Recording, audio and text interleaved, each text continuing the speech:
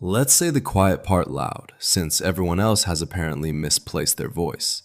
If equality is the destination, the actual let's live together destination, not the bumper sticker, then racially branded media infrastructure cannot also be the road.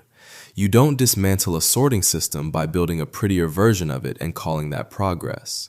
We're talking about Black entertainment television, BET, Univision, and those multicultural marketing verticals, which is just what consultants call segregation when they need it to fit on a PowerPoint slide.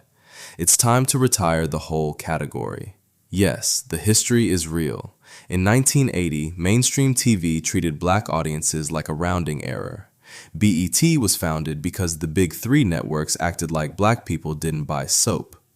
Univision exists because network execs somehow missed the fact that millions of Spanish-speaking Americans actually watch television. The exclusion was documented. The funding gaps were craters. The argument for these spaces in 1980 was not just defensible, it was correct. But here is the question that turns otherwise articulate people into suddenly very busy individuals who just remembered a meeting.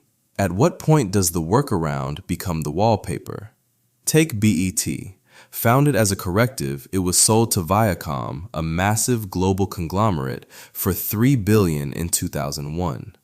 The founder became the first Black billionaire, Mazel Tov, but systemic exclusion didn't dissolve, it just got a line item. Now we have a racially branded network owned by a conglomerate, sorting audiences by skin tone so advertisers can price Black eyeballs differently on a demographic spreadsheet. That's not representation, that's market segmentation with a legacy narrative attached to it. Let's run a thought experiment. Imagine a network launches tomorrow called W.E.T, White Entertainment Television. No, not Fox News, I mean a real, legit W.E.T.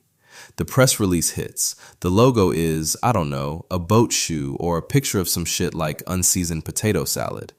You already know what happens. The discourse would be apocalyptic. Advertisers would flee. The Wikipedia article would be vandalized within the hour. And the critics would be right. It would be a genuinely bizarre and retrograde thing to build in 2026. But notice what that reaction reveals.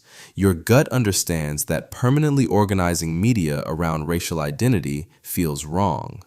Consistency, the unglamorous backbone of any principled position, suggests you cannot coherently argue that race-branded infrastructure is offensive in one direction and enlightened in another, unless your actual principle isn't equality, but a more complex arrangement nobody has yet defined.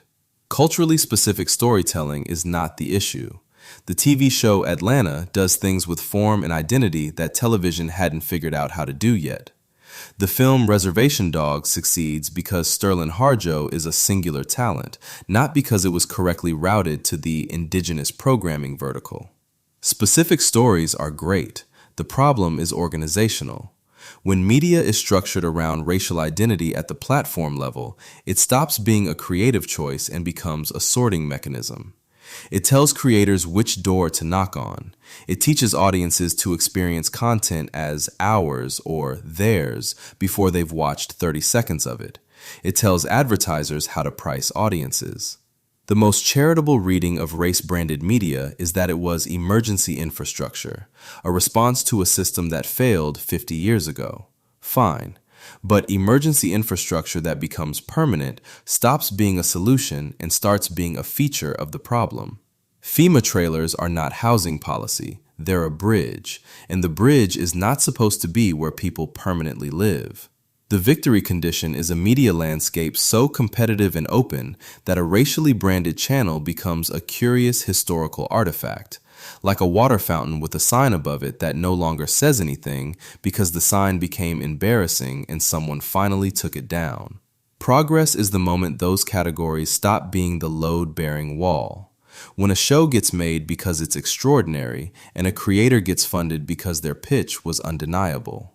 The destination is not more sophisticated demographic partitioning. It's the day the partitioning becomes irrelevant. That's what equality actually looks like when you stop treating it like a metaphor and start treating it like a standard. I think America is ready for this. What do you think?